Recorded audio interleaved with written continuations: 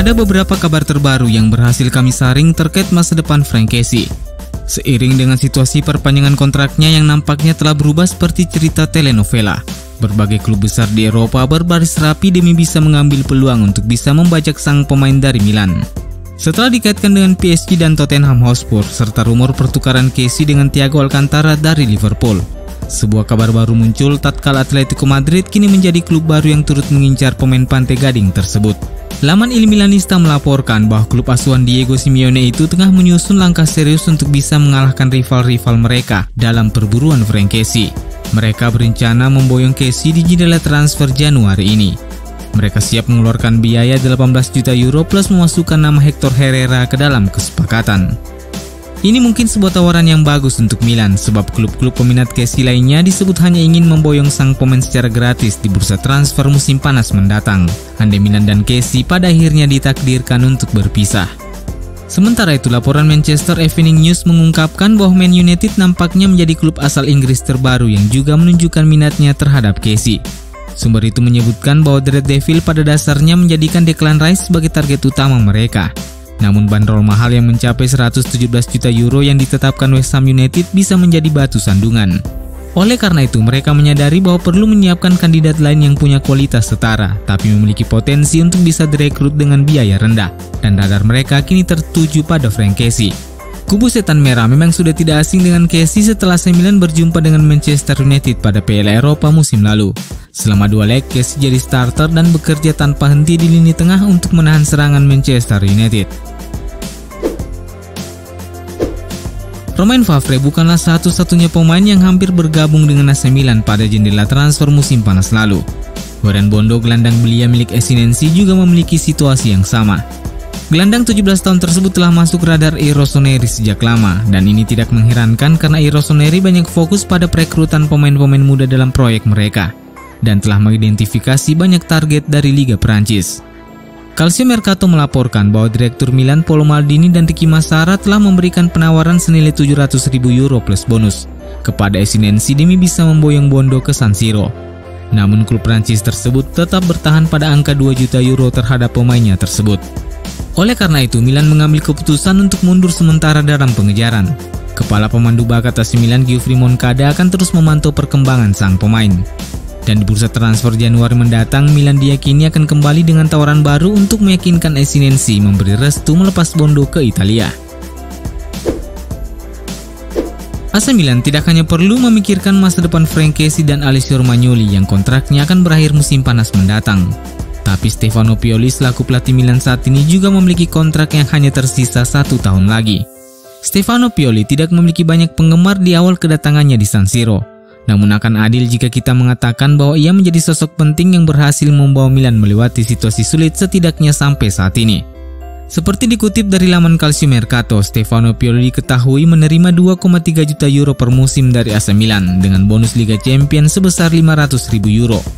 Akan tetapi kontrak pelatih 55 tahun tersebut akan berakhir 30 Juni 2022 mendatang, dan sampai video ini dibuat belum ada pembicaraan terkait masa depannya.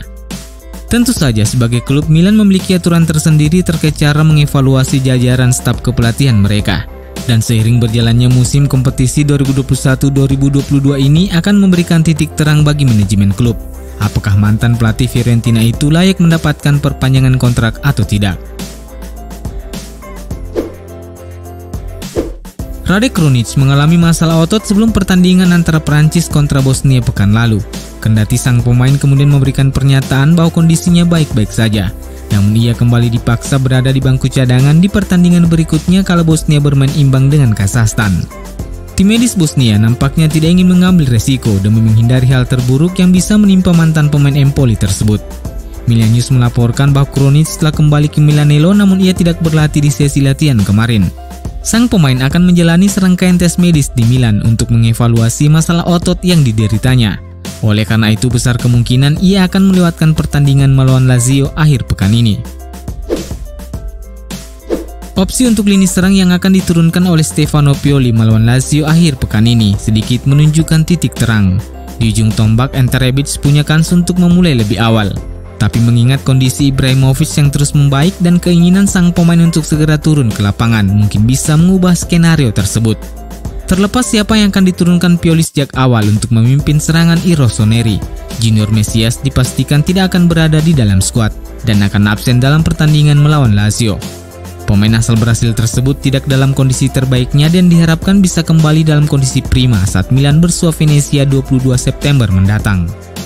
Di sisi lain, kondisi Pietro Pellegrini terus membaik dan memiliki peluang melakoni debutnya untuk Milan di pertandingan melawan Lazio. Penyerang 20 tahun tersebut tidak masuk dalam daftar pemain yang dibawa Milan di Liga Champions. Oleh karena itu, ia tidak akan dibawa ke Anfield melawan Liverpool sehingga penting bagi Milan memiliki seorang Ibrahimovic yang fit 100% di pertandingan tersebut. Sementara di sayap kanan, Alessandro Florenzi juga punya kans untuk mengambil starting 11 pertamanya bersama Milan. Karena Pioli perlu memikirkan kebugaran Alexis Saelemaekers yang baru kembali dari tugas internasionalnya. Hal yang sama kemungkinan akan berlaku di lini pertahanan, di mana Romagnoli akan memulai laga sejak awal bersama Fikayo Tomori, demi memberikan jatah istirahat bagi Simon Kjær yang banyak memainkan pertandingan bersama Denmark di jeda internasional.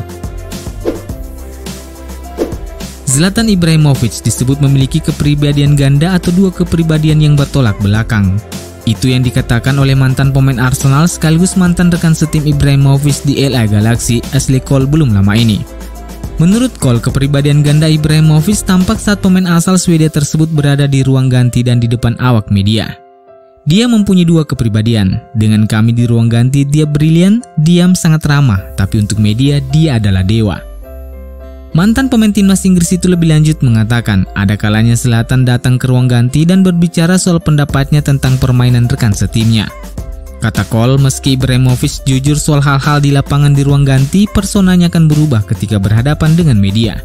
Dia memiliki saat-saat di mana dia akan datang ke ruang ganti dan benar-benar membiarkan orang tahu tentang sentuhan mereka. Kamu tidak bisa lari, kamu lambat, tapi di depan media, personanya berubah. Sekedar napak tilas, Cole dan Ibrahimovic pernah bermain satu tim ketika membela LA Galaxy antara tahun 2018 hingga 2019. Namun Cole sudah memutuskan gantung sepatu pada 2019 lalu. Sebuah kabar baik datang dari Olivier Giroud. AC Milan resmi mengumumkan bahwa striker asal Prancis itu telah dinyatakan negatif COVID-19. Masih harus dilihat kapan ia akan kembali bermain untuk Milan, tapi besar kemungkinan ia akan absen melawan Lazio. Dan dia diharapkan sepenuhnya siap untuk pertandingan melawan Liverpool di Liga Champions.